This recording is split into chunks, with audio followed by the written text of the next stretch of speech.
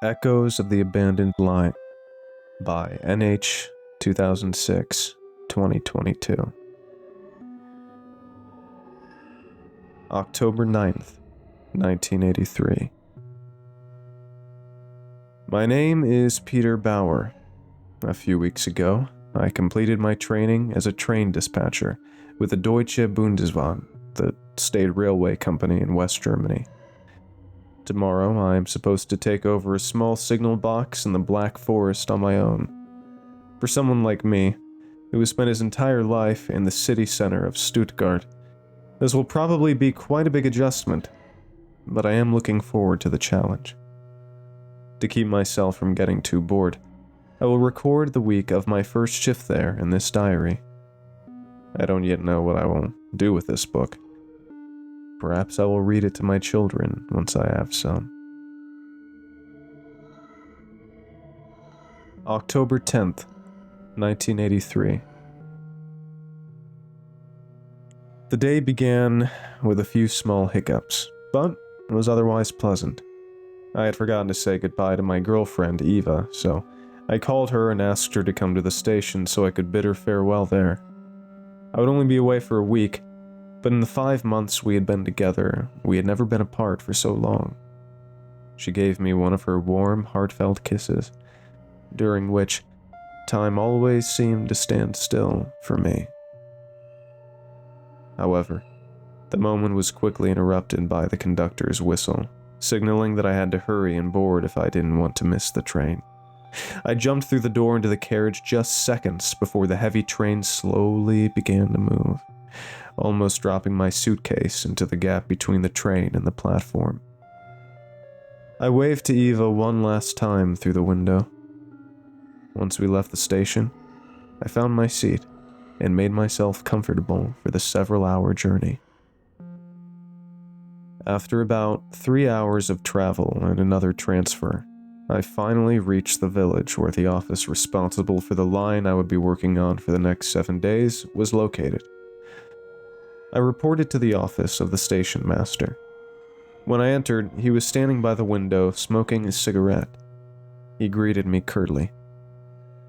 Curt was also his manner. There was also a hint of sadness and melancholy, like the whole village on this cloud-covered day. And yet, with the old houses and breathtaking landscape, it should really have been an absolute idyll.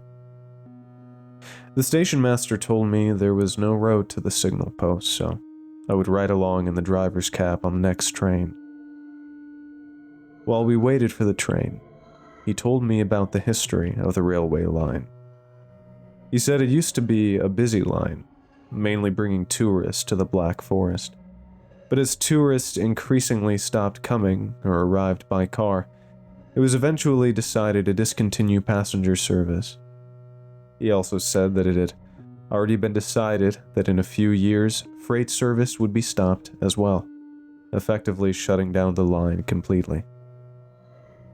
He warned me not to be surprised if the technology at the signal post was extremely outdated, because after passenger service was discontinued, the Bundesbahn had made no major investments in the line.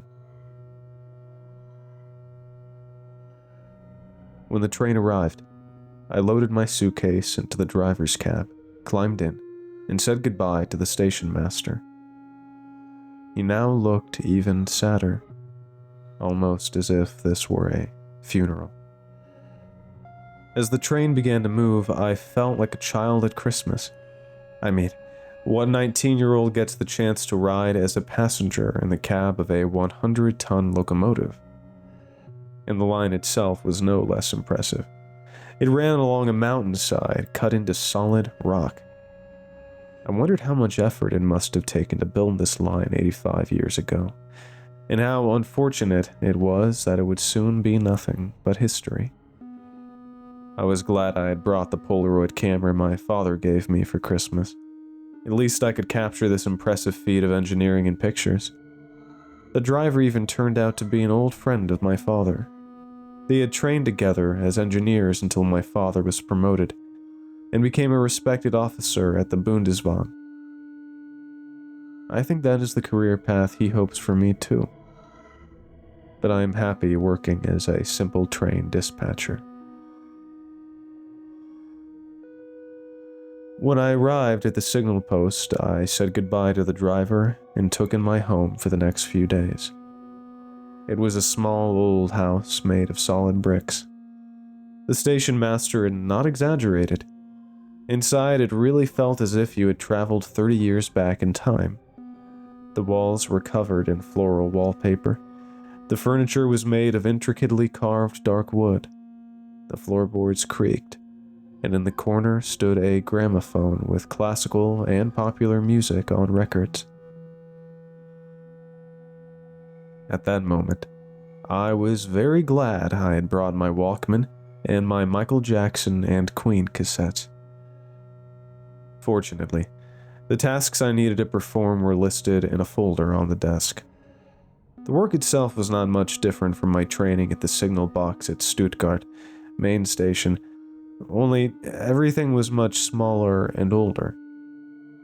However, here I had to handle some maintenance and repair tasks myself that in Stuttgart were done by specialized personnel.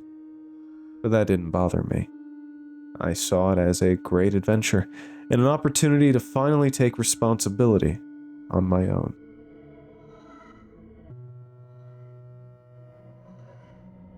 October 11th, 1983.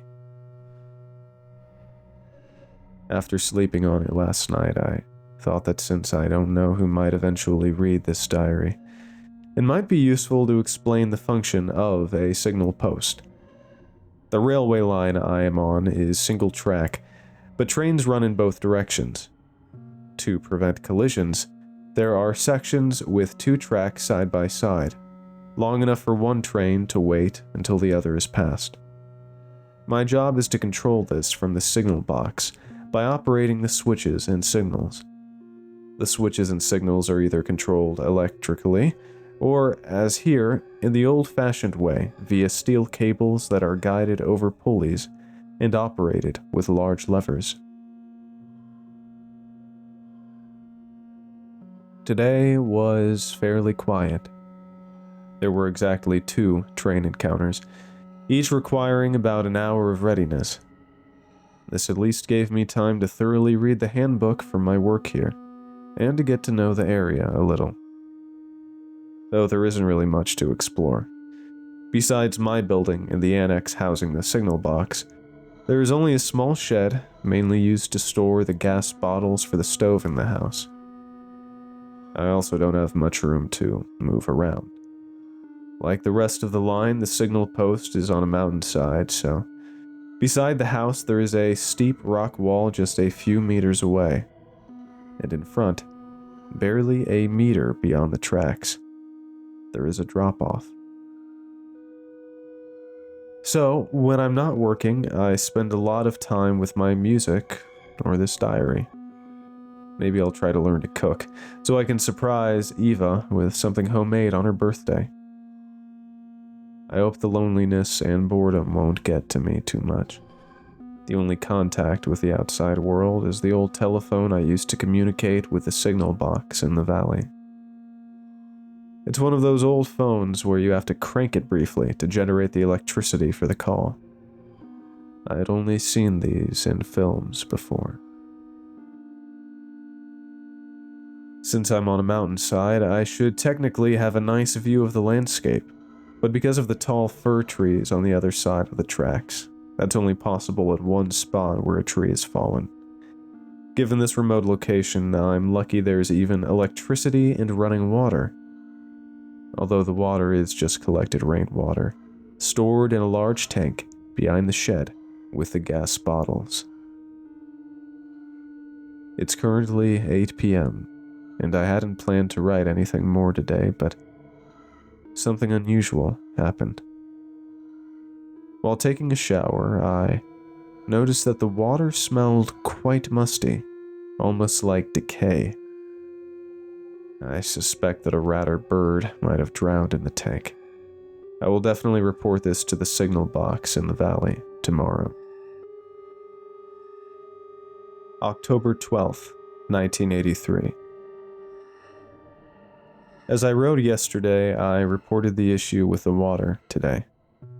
When I mentioned it to the train dispatcher at the signal box in the valley, Mr. Mueller, he was silent at first. When I asked him again shortly afterward, he said that a year ago a deer had fallen into the tank. They had removed the body, but the smell had never gone away. Since the thought of showering in that water and ending up smelling like it myself doesn't really appeal to me, I've decided to skip showers for the next few days. Fortunately, my drinking water comes from bottles that are transported by train and stored in the small pantry. It's currently 9:30 in the evening. I chopped some wood near the cabin to make a fire in the old stove. On the stove, I have a bean stew I made. Considering I've never cooked before, it turned out really well. I hope Eva will think the same when I make it for her. While I was outside, I noticed the incredible darkness. For people who live in the countryside, this might not be remarkable, but for a city kid like me, it is. I don't remember the last time I could see the stars so clearly. On my journey here, the driver told me that the signal post is extremely unpopular, and that staff often rotate. I can't understand that. How could anyone not want to be in such a beautiful place, right in the middle of nature? I plan to work here as long as I can.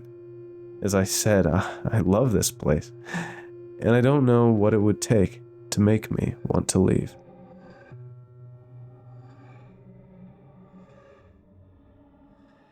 October 13th, 1983. Today was a really interesting day. One of the locomotives suffered an engine failure while waiting on one of the 2 tracks I'm responsible for. I reported the situation to Mr. Mueller over the phone, and he promised to send a locomotive to tow the stalled train.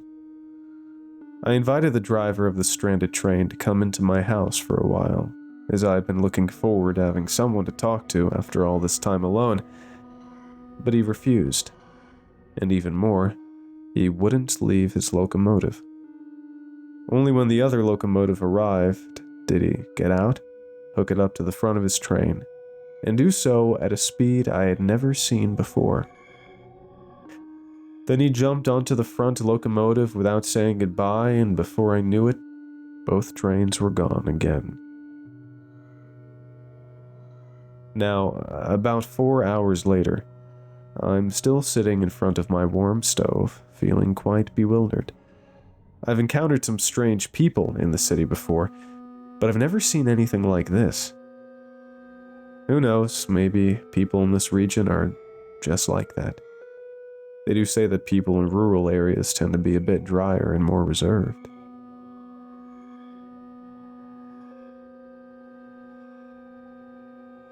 October 14th, 1983. I'm writing this unusually, not at the end of the workday, in the afternoon, but early in the morning. Something caught my attention. Mr. Mueller said that the smell of decay comes from a deer that once fell into the tank. When I took a closer look at the tank while chopping wood, I noticed that the only access is a hatch on top of the tank, reachable only by a 3-meter-long ladder. I'm not a zoologist, but I'm fairly certain that a deer can't climb a ladder and open a hatch. In general, my enthusiasm for this place is slowly fading. Something just feels strange and wrong. I'm simply looking forward to the fact that I only have 2 more nights before I go home. I can't wait to see my friends and family again. Wait a minute. I'm sitting by a window as I write this, and I could swear I just saw a light in the distance along the edge of the track. Perhaps my mind is playing tricks on me from fatigue. I should probably try to get some more sleep. I'll finish this entry as usual in the early evening.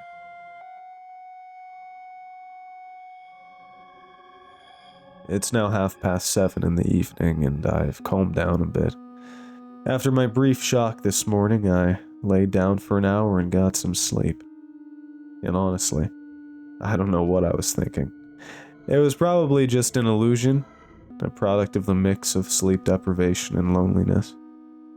That's the only logical explanation.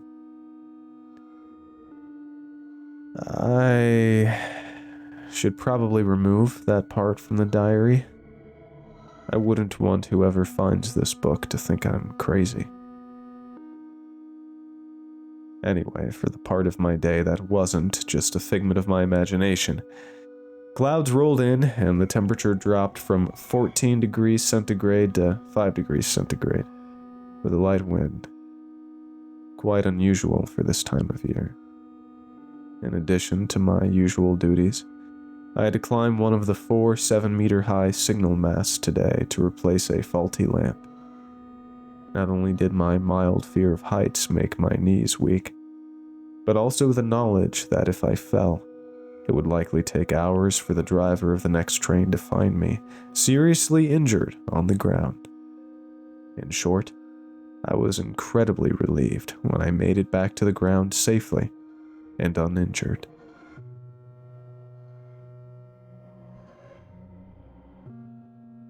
October 15th, 1983. It's currently 3:14 a.m. and something remarkable just caught my attention. A train with several passenger cars raced past my window, its loud clattering waking me up. Not only that, as I mentioned, passenger service on this line had been discontinued for years, but generally no trains run here at night. I suspect it might have been a special train transporting new cars. It's now noon. I'm on my lunch break, and I couldn't help but write this down as it won't leave my mind. The day began with a series of unusual events.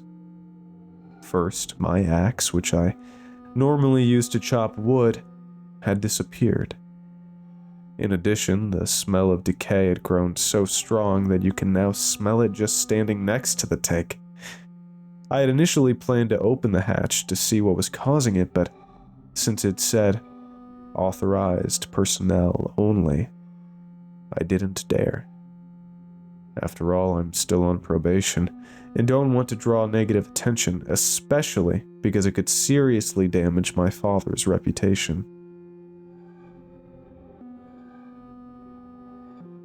Things got really strange when I mentioned the special train from last night to Mr. Mueller during a work-related phone call. He said that no train had been on the line at that time. By now, I'm certain something is wrong here.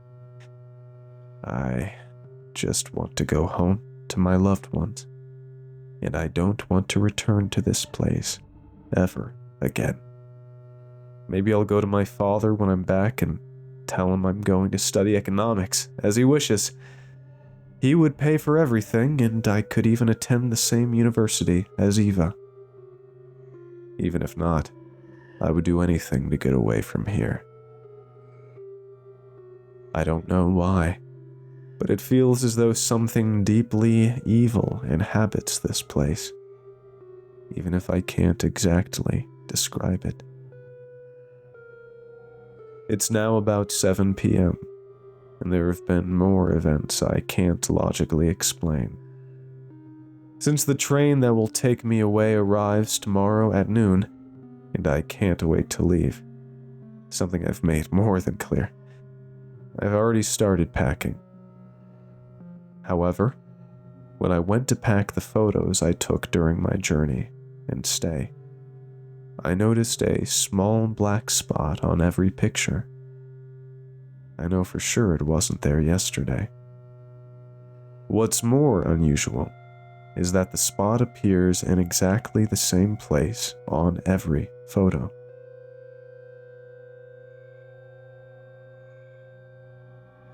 At least I can tell myself that I only have one more night and a few hours to endure before I'm on a train back to Stuttgart, to my friends, my family, and Eva.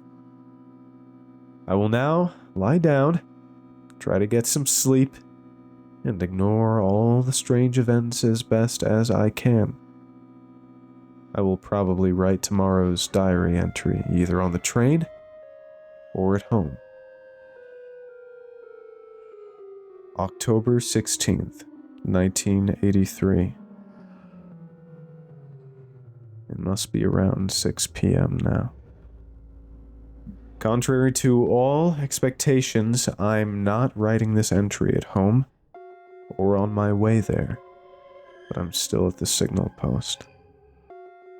I am still very shaken, but I'll try to recount the day as chronologically and in as much detail as possible. It all started again at 3:14 a.m., just like yesterday. I was awakened at that time by the ominous train. The difference this time was that it stopped at the signal in front of the post.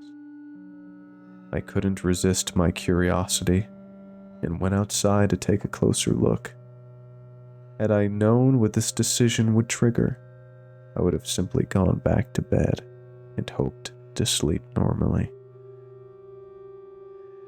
As I left the house and approached the train, I noticed it was far from new.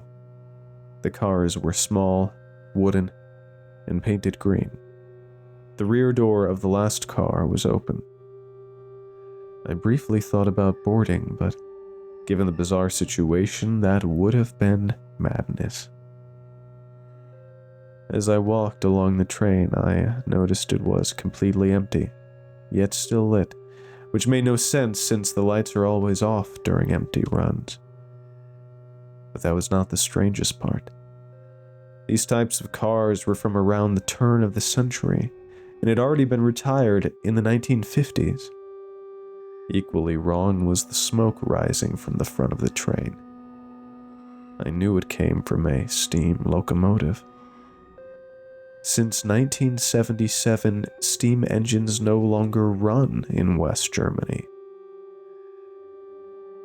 When I took my eyes off the smoke, I froze in terror.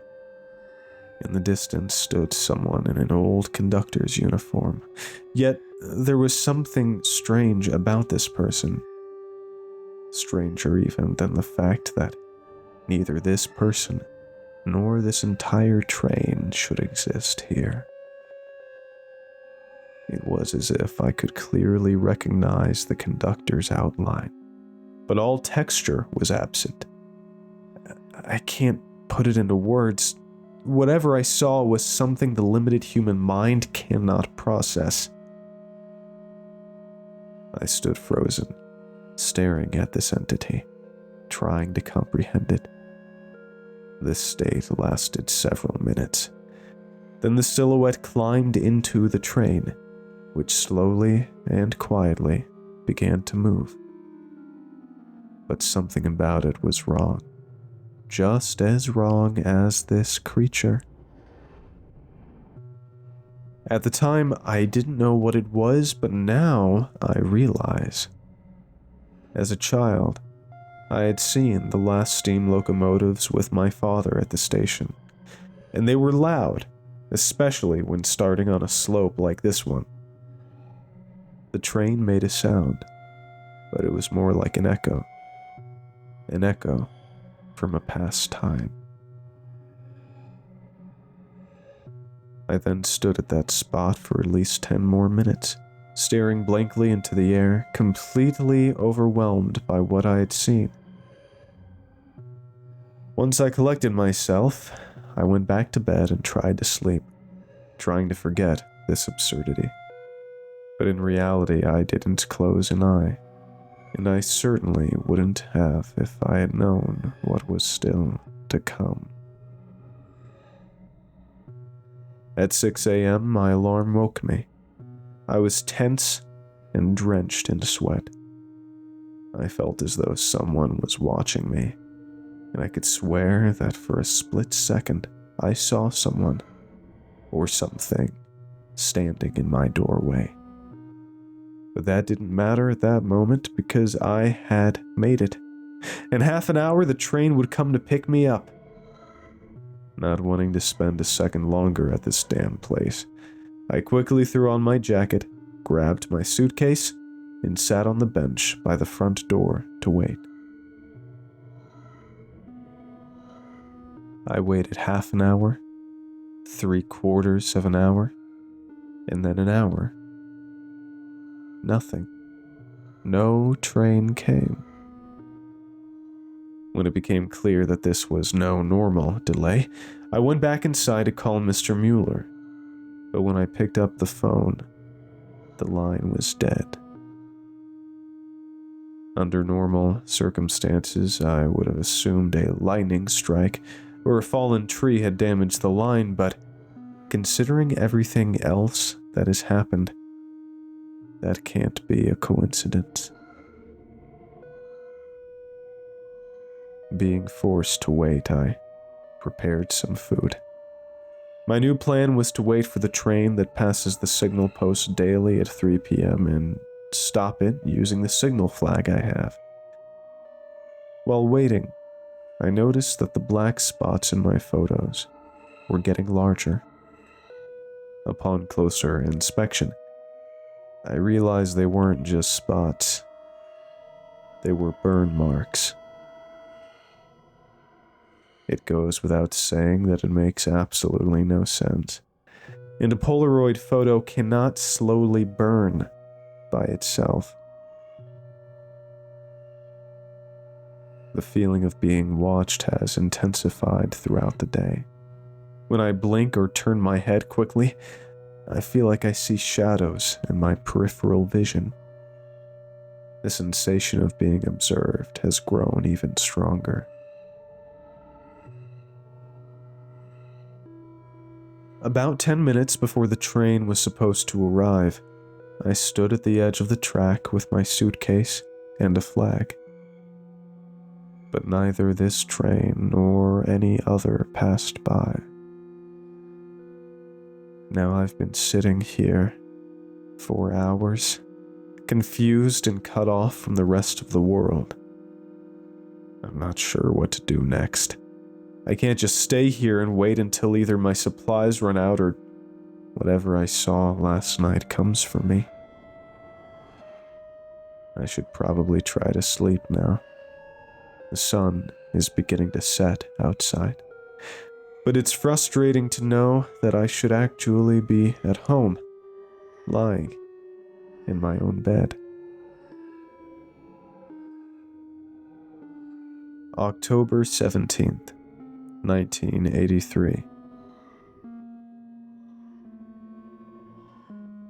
When I went to bed last night, I somehow already suspected that it wouldn't be a peaceful night. But what I've experienced in the past few hours is something I wouldn't wish on my worst enemy. It all began, as in the past 2 nights, with the ominous train appearing precisely at 3:14 a.m. Just the thought of seeing it again from last night made my knees weak. Like a small child, I pulled the blanket over my face, squeezed my eyes shut, and simply hoped it would be over quickly. I only managed to fall asleep again once the light from the train, streaming through the windows into my room, disappeared. After a while, however, I was awakened in a horrifying way. Suddenly, I couldn't breathe and panicked enormously. I opened my eyes and saw the shadowy figure from last night standing in the doorway, watching me. Meanwhile, I still felt this unbearable pressure on my chest, as if a train were running over me. I tried desperately to fight it and get air, but it was futile. My field of vision shrank bit by bit, and my strength ebbed away. Only when the figure disappeared, probably just seconds before it would have been too late for me, did the pressure lift, and I could breathe normally again. It's currently 5 a.m. as I write this. The incident probably happened about a half an hour ago. For me, it's now clear that I must take the initiative because I don't know if I could survive another night at this cursed place.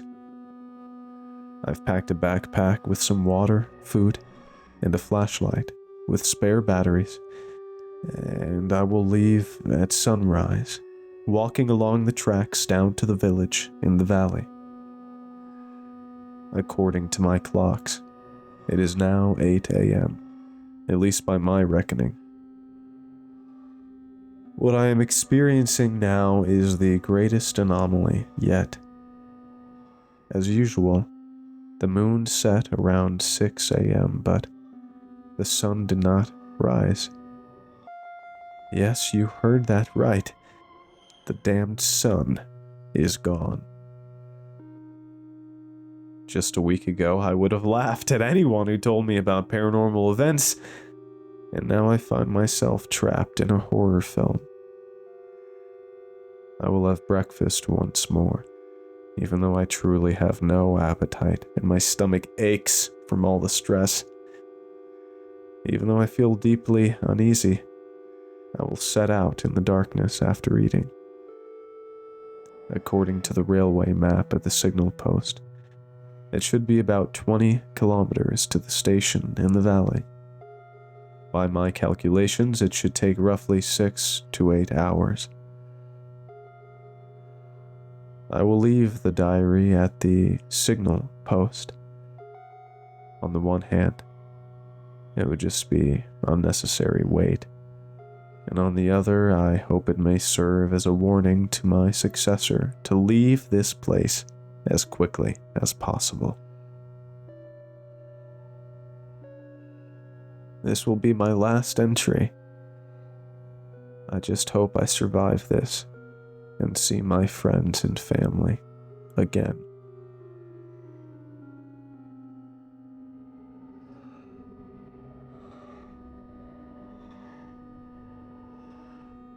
October 18th, 1983. Whoever you are that comes across this book, you'll probably be surprised that my story continues here. It's no different for me. I was certain I would be either home or dead by now. Yet I've spent the last hours going through hell. It should now be October 18th, at least according to my watch, because I'm not sure the laws of time and space as known to humanity even apply to this place. But I'll try to start from the beginning. When I left the house, the extreme cold immediately struck me. 0 degrees centigrade according to the thermometer by the door, and the strong wind. Moving away from the house, I noticed an absolute silence, aside from the wind. In the past few days, even for brief moments outside, I had constantly heard something. Birds, the trampling of a deer or a hare. Now, however, the landscape felt completely dead, like it had been abandoned. It was terrifying to walk alone in the dark through scenery that had amazed me just days ago, but now seemed threatening and alien. Since my only light came from the small flashlight, and the track slopes downward, it was hard to keep footing on the coarse gravel. Especially because I was trying to move as fast as possible despite the long distance. Logically, it would have been wiser to conserve my energy, but at that moment, I was driven only by my most primal animal instincts. I've never been particularly athletic, so it wasn't long before I needed a short break. I sat on a tree stump at the edge of the track, drank some water, and ate one of the sandwiches I had packed. This cycle repeated 3 more times before I noticed something. The landscape didn't just feel alien because of the missing sun. It was genuinely different from what I saw when I arrived. And it repeated. Every time I sat on the same tree stump.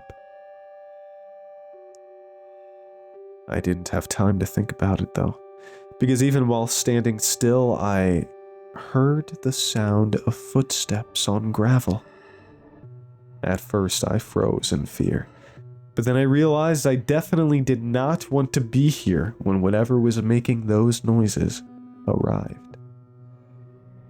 I stood up and ran as fast as I could.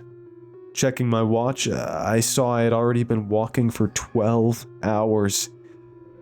Since the landscape kept repeating, the 8 hours I had calculated were meaningless anyway, but it was the last straw I clung to. As exhaustion returned, I threw off my backpack with the food and water to lighten the load. Throughout this, I forced myself not to look back. God, I didn't want to see it. I didn't want to see the manifestation of hell that had probably been following me. The longer I ran, the harder it became to stay on my feet. Along with my dwindling stamina, my legs began to ache. Running on the gravel was difficult, and my ankles had swollen from twisting repeatedly, making it even harder to run. Then, suddenly, I saw the signal post in the distance. At that moment, I wasn't sure what to feel. On one hand, I was relieved to have a place of refuge. On the other, in recent days, it had become a place of terror. But I had no time to dwell on it. I ran into the house, locked all the doors, and hid under the bed. After what felt like an eternity, I emerged and sat at the desk to continue the diary. Even if it doesn't help my escape, at least it helps me organize my thoughts. I decided to search the house for anything that might help me. If I find no answers here, I truly don't know what I'll do. After hours of searching, I actually found something interesting. In the folder with the work instructions, there was a letter hidden in the cover. It was apparently from my predecessor. I'll summarize its contents as best I can. In short, according to the letter, he experienced things very similar to mine. He stayed here several days longer than I have, which is likely relevant since I'll primarily describe what is still to come. On the first night after the sun disappeared, there was knocking at the door alongside the train. The following night, the train appeared again along with a message in the bathroom that read, "I will come for you at dawn," written as if in blood. He concluded that he hoped to survive the night by hiding in the rainwater tank. Now, I at least know where the smell of decay comes from. I still won't open the tank, though. The sight of a body dissolving in water is something I can do without. What could be truly helpful, however, is that the letter also mentioned a pistol hidden under the floorboards. I found it, and it appears to still have 3 rounds in the magazine. My knowledge of firearms comes entirely from films, but I think I could use it in an emergency. I must not act recklessly, since I should be able to survive tonight relatively unscathed. I'll sleep on it one more night and consider my next move.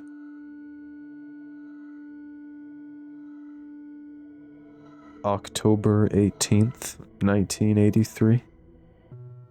If my wristwatch is correct, it should be 7 a.m. The clocks in the building all stopped at midnight, and without the sun, and since last night without the moon, it's impossible to estimate the time anyway.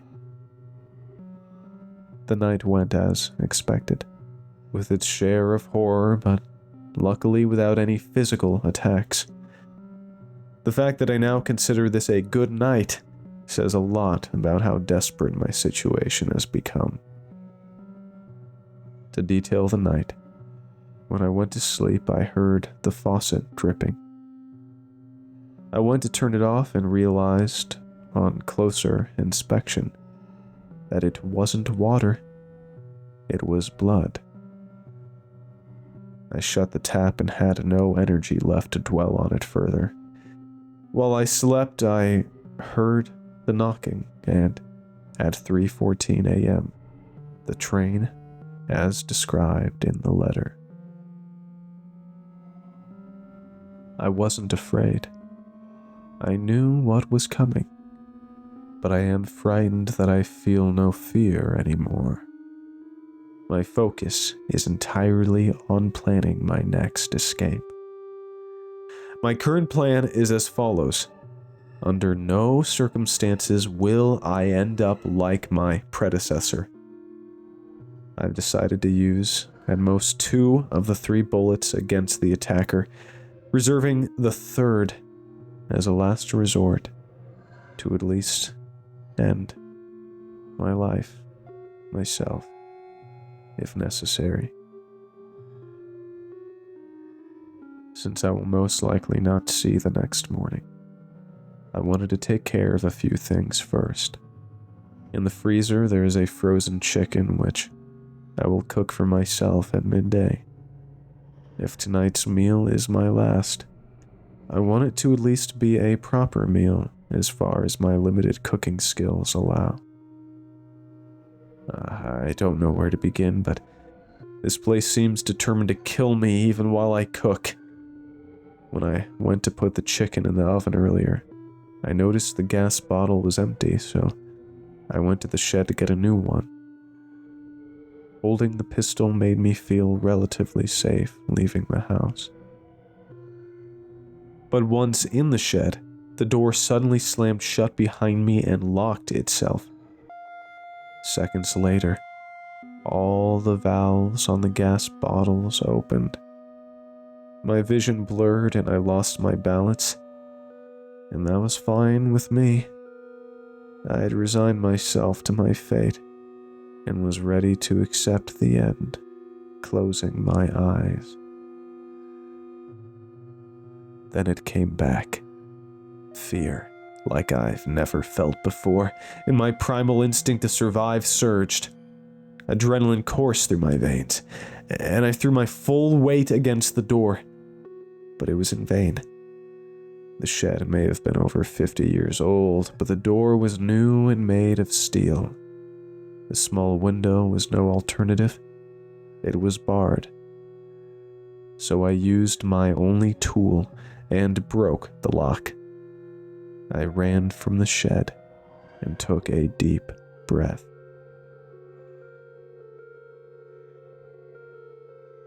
Returning to the house, I found the Polaroid photos I had completely forgotten about spread across the dining table. The surface of the photos was now completely burned. Yet, in a mix of red and white, the same image appeared on each. A face horrifically disfigured. The skin and flesh were completely burned, hanging in pieces. The rest of the surface blackened and cracked like coal. And that smile, this demonic, horrific smile, with sharp teeth stretching up to the ruined ears, looked as if I were staring at Satan himself. This threw me into a chaos of emotions. Fear, anger, shame, even a cynical irony that made me chuckle briefly. But then pure rage took over. I threw the photos into the ashtray on the table and set them on fire. The flames were black, a sight I had never seen before. The process produced a hissing, almost snarling sound. Once I collected myself, I would describe my emotional state as a mix of my original fear from the past days and a pure survival instinct. I found another gas bottle in the shed that was full enough to cook the chicken. After eating, I will continue this entry. The meal was an emotional moment. It might be my last, mostly because it reminded me of the day I met Eva. 8 months ago in downtown Stuttgart. I had had a long day at the signal post and didn't feel like cooking, so I bought half a chicken at a snack stand. Distracted, I ran straight into her when leaving. I was never a ladies' man and had resigned myself to being alone for life. But with her, it was mutual love at first sight. With her appearance and heart of gold, she could have had anyone, but she chose me. While eating, I set her picture across from me and felt the pain of knowing I might never see her again. While tidying up, I suddenly heard knocking outside. Pistol in hand, I went out and discovered it came from the water tank. Between the dull knocks, there was something wet and slippery. Meat. At first, I couldn't place it. Then it hit me like a blow. Meat that had been in the water too long, softened, beginning to detach from the bones, smacking against the metal hatch. I felt nauseous and almost vomited. Though the hatch was closed, I couldn't risk whatever was inside escaping. I placed some old bricks and roof tiles on it. I was constantly afraid that the thing inside would come out or that something in the dark would attack me, especially because I had to hide the pistol while carrying the bricks and climbing the ladder. But all went well, and at least for now, I don't have to worry about the tank. But the knocking continues, making it impossible not to think about it.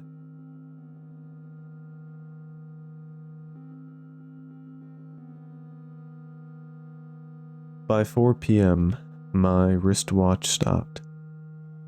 I have no way to tell the time now. My only references are the message from the letter that is supposed to appear tonight, in the 3:14 a.m. train. I am aware these may be the last hours of my life. I wanted to write a letter to my friends, family, and especially Eva, but I cannot find the right words. The constant knocking doesn't make it any easier. It is now roughly early evening. The message has appeared. Unlike my predecessor, it was not written in blood, but carved into the large window of the signal post. Hopefully a good sign that whatever carved it is outside, not inside the house. But considering my predecessor's fate, it makes me realize even death might not be an escape from this hell. I've sat thinking for hours. I realize that if the creature catches me, I won't die, but it will be worse. I could never leave this place and its torment behind. I realized I want to live and be happy with Eva. I have one final plan. The train comes every day at 3:14 a.m., and it is the only thing that definitely leaves this place. It may sound insane, but what's the alternative? Stay here and endure an endless cycle of suffering? Even if I survive the creature, it is only a matter of time until food and water run out. Until 3:14, I must make several preparations, especially finishing the diary. I will leave it hidden under the floorboards where the pistol once lay, as I know the creature doesn't know the hiding spot. I will carve a cross into the floorboards to hopefully alert the next person. To the finder of this book, don't make the same mistake I did. Leave this cursed place as quickly as possible to avoid my fate. And please, find my family and give them this diary.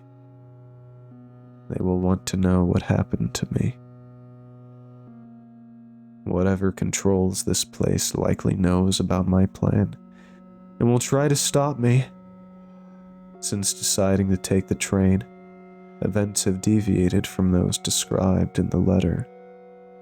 When I practiced drawing the pistol earlier, I noticed the demonic face slowly appearing in the pictures on the walls, its eyes blackening. Unsure whether I was being watched through the pictures, and certain the eyes followed me, I burned them. When the pictures went up in flames in a barrel behind the house, I heard screams, like a million people crying out in pain simultaneously. The sound was unbearable. I had to cover my ears and run back inside. Even through the door, I could smell burning sulfur and flesh. I'm not sure I will survive until 3:14. Since the incident with the pictures, nothing overtly supernatural has happened, but a dense fog has risen. In the light I saw on my first night appears again in the distance. In a surreal way, this horror gives me hope.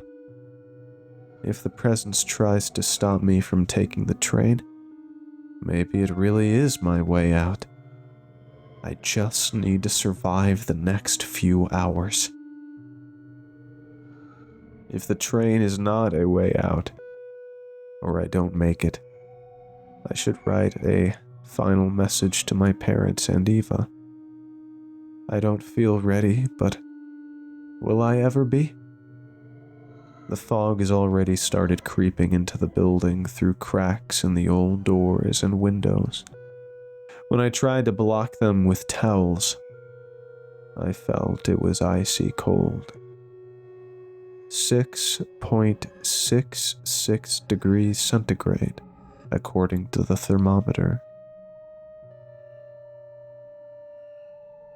It's a moment I've delayed for too long, but I must now face it. These are my personal messages to my parents and Eva. I ask the finder of this book to please give this page to them. Mom, thank you for always being there for me, convincing me to follow my dreams, and keeping our family together my whole life. Dad, I hope you aren't angry with me for not following the path you wanted for me. I hope you don't blame my career choices for my fate. Neither of us could have known it would end like this. I wish we hadn't argued so often in the past years and had more moments like when you took me and my friends camping at the lake for my 8th birthday. Eva, where do I even start? Thank you simply for existing. You were the kind of person I had already lost hope even existed. You have been the greatest blessing in my life. If I don't come back, don't mourn me. I want you to be happy, and someone like you will find someone better than me anyway. I hope you can. I just heard a faint whistling, so the train is almost here. I must hide the book and prepare.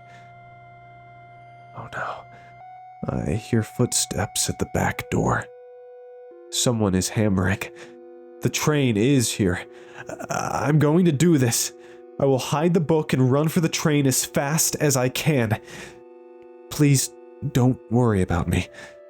If necessary, I still have 2 bullets. One for the thing. One for me.